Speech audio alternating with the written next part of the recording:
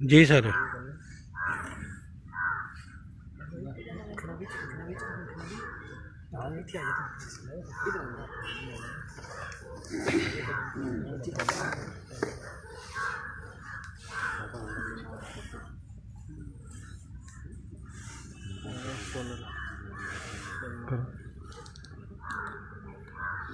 जी sir. Okay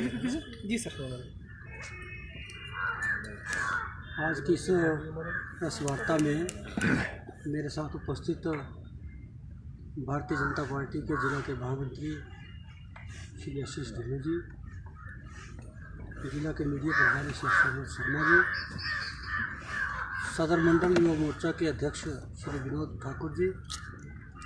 शहरी इकाई के युवा मोर्चा के अध्यक्ष श्री राणा जी, यहाँ उपस्थित आज की इस प्रेस कॉन्फ्रेंस में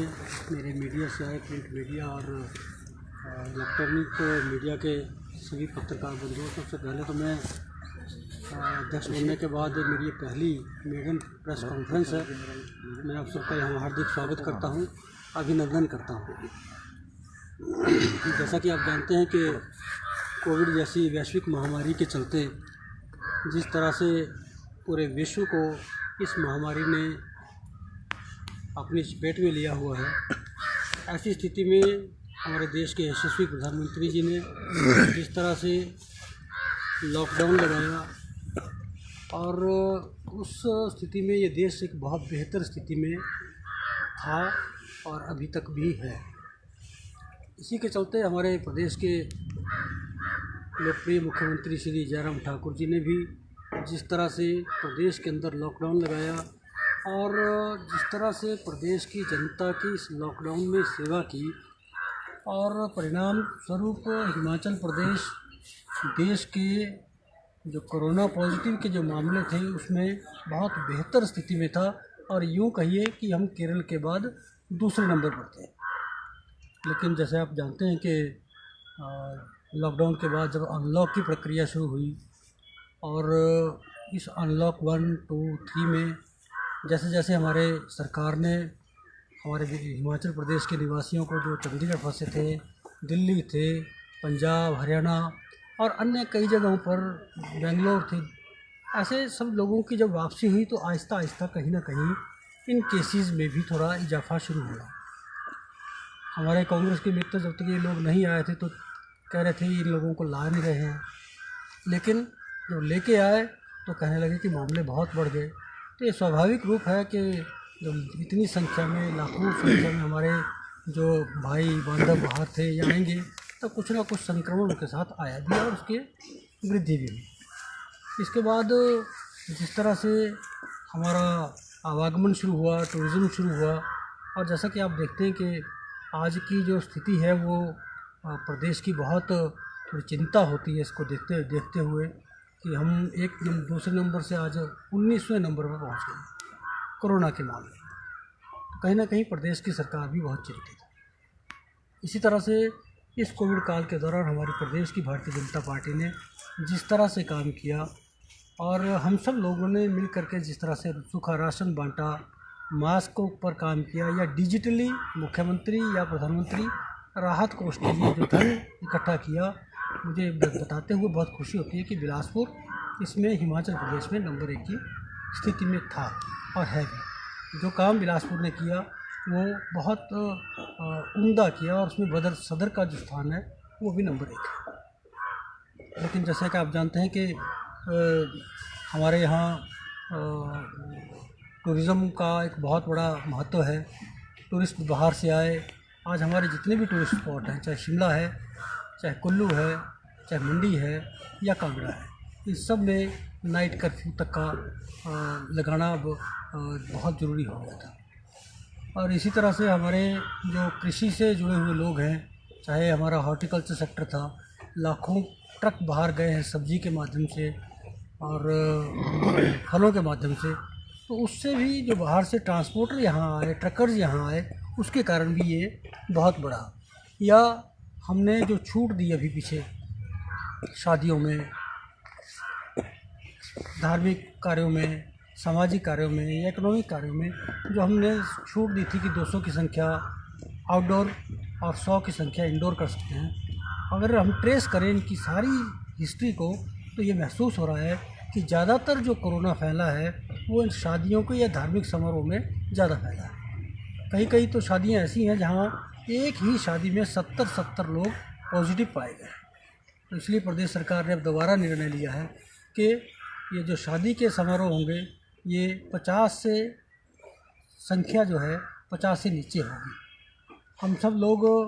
पार्टी के जो कार्यक्रम यहाँ चला भी रहे थे, अभी आप जानते हैं कि पार्टी की पीछे बैठक भी हुई थी जिला की, फिर हमारे मोर्चों का, महिला मोर्चा का या एससी मोर्चा का जो सम्मेलन थे वो अभी पीछे होके हटे हैं, जो 31 तारीख को, 1 और 2 को कल भी यहाँ हुआ था। तो आज से सारे कार्यक्रम हम पार्टी में सब वर्चुअली करेंगे और एक्चुअल जो कार्यक्रम है सब स्थगित हो गए हैं, ऐसा पार्टी का कहना भी है। और मैं सभी पार्टी के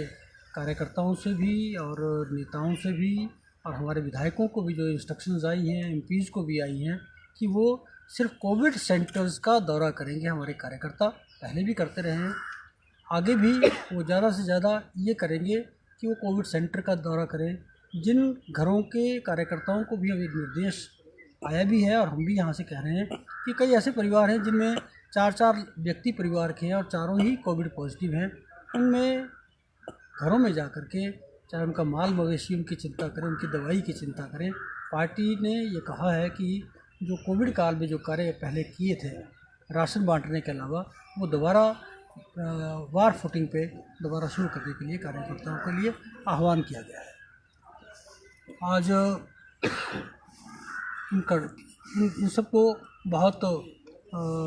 जो हमारा इकट्ठा होना है उसको प्रतिबंधित किया गया है और इसका कड़ाई से पालन करने के लिए भी कहा गया है। और अगर किसी ने शादी के लिए या किसी धार्मिक समारोह के लिए परमिशन भी लेनी तो लिखित तो परमिशन एसडीएम से लेनी पड़ेगी और इसकी भी निगरानी की जा रही है।